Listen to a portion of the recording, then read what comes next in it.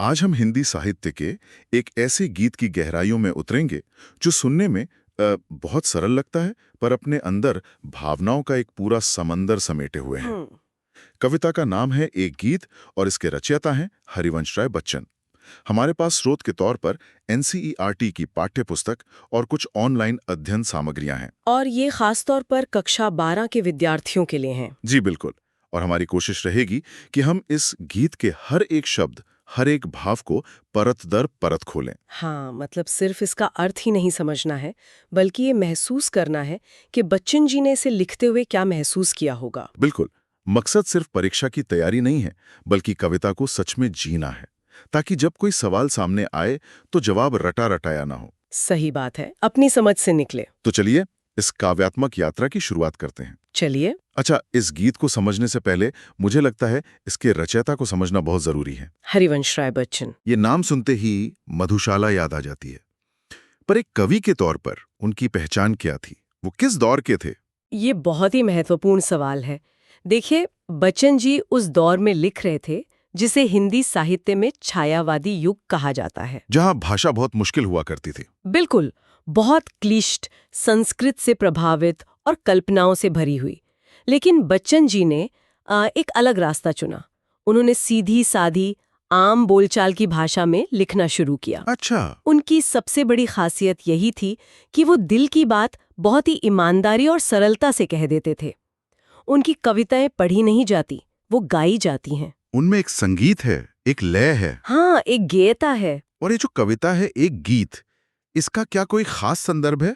ये कहाँ से ली गई है? ये गीत उनके प्रसिद्ध काव्य संग्रह निशा निमंत्रण का हिस्सा है और इसके पीछे एक बहुत ही मार्मिक कहानी है। ओ। निशा निमंत्रण बच्चन जी ने उस दौर में लिखा था जब वे अपनी पहली पत्नी श्यामा की मृत्यु के बाद गहरे शोक और अकेलेपन से जूझ रहे थे। अच्छा। तो जब हम ये पढ़ते हैं निशा निमंत्रण मतलब रात का बुलावा, तो ये सिर्फ दिन ढलने वाली रात नहीं है। ये उनके जीवन में छाए अंधेरे का भी प्रतीक है। बिल्कुल, उदासी और अकेलेपन का अंधेरा। ये संदर्भ कविता को एक बिल्कुल नई, एक गहरी परत देता है। ओह, ये जानना तो बहुत जरूरी था। मतलब कविता की जो उदासी है वो सिर्फ एक कल्पना नहीं, वो कवि की अपनी जिंदगी का सच है। हाँ, एकदम। चलिए अब इस भावभूमि के साथ कविता में प्रवेश करते हैं। मैं पहली पंक्तियां पढ़ता हूं। हो जाए ना पथ में रात कहीं, मंजिल भी तो है दूर नहीं, यह सोच थका दिन का पंथी भी जल्दी जल्दी चलता है, दिन जल्दी जल्दी ढलता है। कितनी स्वाभाविक और सच्ची बात है। पंथी यानी एक यात्री, वो दिन भर चला है, शारीरिक रूप से पूरी तरह थक चुका है, उसके पैर अब और आगे नहीं बढ़ना चाहते। लेकिन तभी उसके दिमाग में दो ख्याल आते हैं। हाँ, पहला, मंजिल अब पास है, और दूसरा, कहीं रास्ते में ही अंधेरा न हो जाए। और ये दो विचार उसकी शारीरिक थकान पर इतने हावी हो जाते हैं कि उसके कदमों में अपने आप तेजी आ जाती है। बिल्कुल, एक अनजानी तेजी। या मनोविज्ञान का भी एक बड़ा पहलू है ना, कि हमारा दिमाग हमारी शारीरिक थकावट को हरा सकता है अगर उसके पास कोई मजबूत वजह हो। आपने बिल्कुल सही पकड़ा। यहाँ वजह है मंजिल। मंजिल। ये सिर्फ चलने की बात नहीं है, ये जीवन में लक्ष्य के महत्व की बात है। जब तक हमारे सामने कोई लक्ष्य है, कोई मंजिल है, तो हम बड़ी से बड़ी मुश्किल और थकान के बावजूद भी चलते रहते हैं। वो मंजिल का ख्याल ही हमारी ऊर्जा बन जाता है। हाँ, और दिन जल्दी जल्दी ढलता है, ये पंक्ति बार बार आकर हमें समय के गुजरने का वो टिक टिक का एहसास दिलाती रहती है। कविता का अगला हिस्सा मुझे बहुत पसंद है। यहाँ कवि इंसान से हटकर प्रकृति की ओर देखते हैं। पंक्तियां हैं, बच्चे प्रत्याशा में होंगे, नीड़ों से झांक रहे होंगे, यह ध्यान परों में चिड़ियों के भड़ताकित की चंचलता है। ये पढ़ते ही आंखों के सामने एक तस्वीर बन जाती है। यही तो बिंब विधान की खूबसूरती है। कवि ने शब्दों से एक जीती जागती तस्वीर बना दी है। एक चिड़िया है जो दिन भर दाने की खोज में उड़ी है, वो भी थकी हुई है, पंथी की ही तरह। हाँ बिल्कुल। लेकिन जैसे ही उसे अपने बच्चों का ख्याल आता है, जो घोंसले में भूखे होंगे, उम्मीद में बाहर झांक रहे होंगे, उसकी सारी थकान गायब। प्रत्याशा, ये एक शब्द बहुत गहरा है। बहुत गहरा। बच्चों की उम्मीद का ख्याल ही उसके पंखों में नई जान, एक चंचलता, एक तेजी भर देता है। तो पहले उदाहरण में प्रेरणा का स्रोत थी मंजिल, और यहाँ प्रेरणा का स्रोत है वात्सल्य। कह सकते हैं प्रेम। हाँ, प्रेम। और क्या ये सिर्फ माता पिता के प्रेम तक सीमित है? शायद नहीं। ये किसी भी तरह के प्रेम, किसी भी जिम्मेदारी का प्रतीक है। अच्छा। सोचिए, एक विद्यार्थी जो देर रात तक जागकर पढ़ रहा है, शायद उसे भी अपने माता पिता के सपनों की प्रत्याशा ही जगाए रखती है। सही बात है। जब हमारे जीवन में कोई ऐसा होता है जिसका हम ख्याल रखते हैं या जो हमारा इंतजार कर रहा होता है, तो हमारे हर काम में एक अलग ही गति आ जाती है, एक अर्थ आ जाता है। अभी तक तो कविता में बहुत गति थी, बहुत उम्मीद थी। पंथी भी तेज चल रहा है, चिड़िया भी तेजी से उड़ रही है, लेकिन इसके बाद की पंक्तियों ने मुझे एकदम रोक दिया। ऐसा लगा जैसे कवि ने अचानक ब्रेक लगा दिया हो। वो लिखते हैं, मुझसे मिलने को कौन विकल, मैं हूं किसके हित चंचल। ये प्रश्न शिथिल करता पद को, भरता उर में विह्वलता है। यहाँ क्या हो रहा है? एकदम से सब कुछ धीमा पड़ गया। यहाँ कविता अपनी आत्मा तक पहुंचती है। ये वो बिंदु है जहाँ कवि की निजी पीड़ा छलक पड़ती है। अच्छा। पंथी के पास मंजिल है, चिड़ियार के पास बच्चे हैं, दोनों के पास घर लौटने की एक मजबूत वजह है। लेकिन कवि जब खुद से ये सवाल पूछते हैं कि मेरा इंतजार कौन कर रहा है, मुझसे मिलने के लिए कौन बेचैन है, तो जवाब में एक गहरा सन्नाटा मिलता है। बिल्कुल। और यही ख्याल उनके कदमों को शिथिल यानी धीमा कर देता है। धीमा ही नहीं बल्कि भारी कर देता है। हाँ, भारी कर देता है। और उनका हृदय विह्वलता यानी एक गहरी बेचैनी और उदासी से भर जाता है। अब अगर हम इसे उस संदर्भ से जोड़ें जिसकी हमने शुरुआत में बात की थी, उनकी पत्नी की मृत्यु, हाँ, तो ये पंक्तियां और भी ज्यादा चुभती हैं। घर तो है पर घर पर इंतजार करने वाला कोई नहीं है। तो फिर किस लिए जल्दी करें, किसके लिए घर पहुंचे? बिल्कुल। जब जीवन में कोई प्रेरक शक्ति ना हो, कोई क्यों ना हो, तो ये अकेलापन उनकी सारी ऊर्जा सोख लेता है। समय तो अब भी उतनी ही तेजी से ढल रहा है, लेकिन कवि के लिए उस ढलते समय का कोई अर्थ नहीं रह गया है। वाह, मतलब ये कविता सिर्फ दिन ढलने की नहीं बल्कि जीवन में अर्थ के होने या न होने की कविता है। हाँ, बिल्कुल। तो अगर हम इन सारी बातों को एक साथ पिरोएं, खासकर एक विद्यार्थी के नजरिए से, तो इस कविता के मुख्य विषय या संदेश क्या होंगे? बहुत अच्छा सवाल है। अगर हमें इसे कुछ बिंदुओं में समेटना हो तो पहली और सबसे बड़ी बात है समय की गतिशीलता। दिन जल्दी जल्दी ढलता है। ये पंक्ति एक चेतावनी की तरह है कि समय किसी का इंतजार नहीं करता।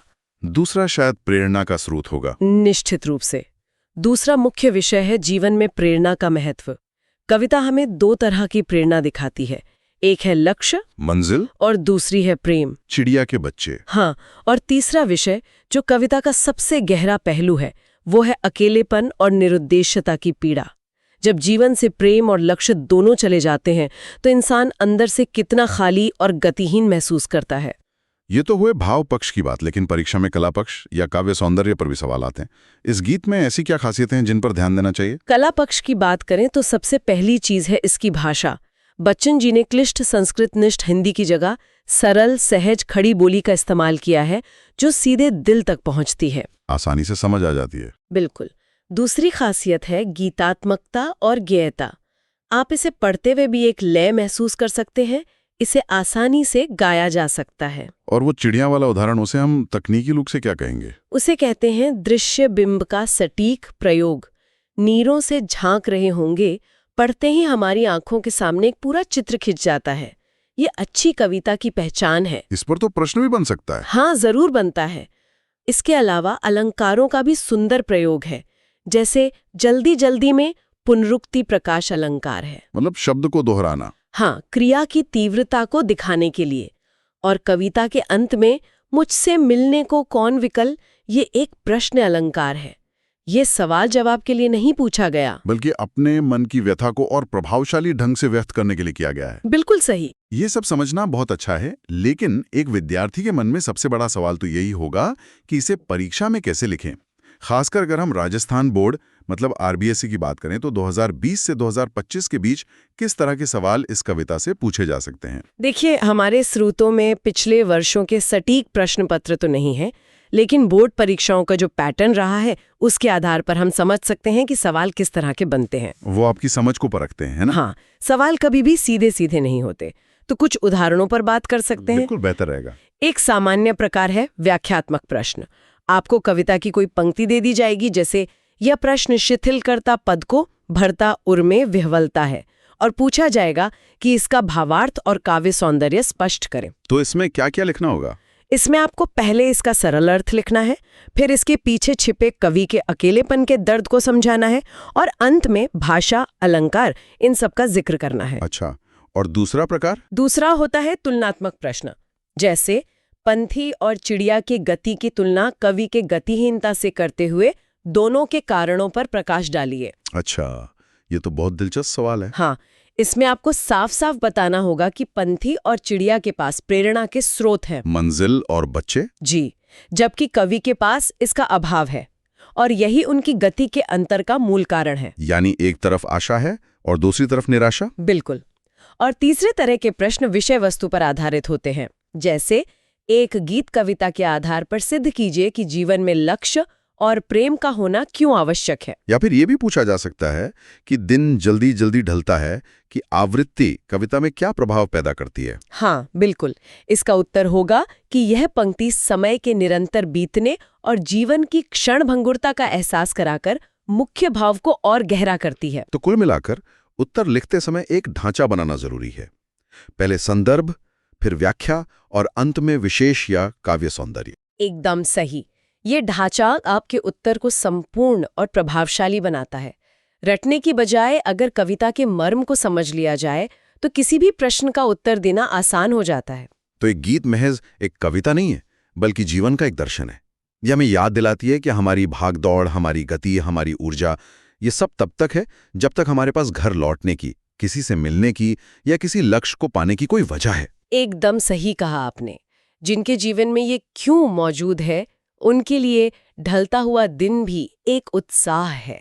और जिनके जीवन से ये क्यों चला गया है, उनके लिए हर गुजरता पल एक बोझ है। बिल्कुल, यही विरोधाभास इस गीत को इतना गहरा और सार्वभौमिक बना देता है। जाते जाते एक विचार मन में आ रहा है। इस कविता में कवि अपने अकेलेपन से दुखी हैं, उनके कदम शिथिल हो जाते हैं। लेकिन क्या अकेलापन हमेशा इंसान को धीमा ही करता है? क्या ये आत्म साक्षात्कार या खुद से मिलने का एक अवसर नहीं हो सकता? यह एक बहुत ही विचारोत्तेजक प्रश्न है और इसका जवाब शायद हमें बच्चन जी की ही एक दूसरी प्रसिद्ध कविता आत्मपरिचय में मिलता है, जहां वे कहते हैं, मैं निज रोदन में राग लिए फिरता हूं। हाँ, यानी मैं अपने रोने में भी एक संगीत लेकर चलता हूँ। तो सोचने वाली बात यह है कि एक गीत का अकेलापन जो उन्हें तोड़ रहा है और आत्मपरिचय का अकेलापन जिसमें वे संगीत ढूंढ रहे हैं, इन दोनों के बीच कवि ने कौन सी यात्रा तय की होगी? हाँ, इस पर सोचिएगा जरूर।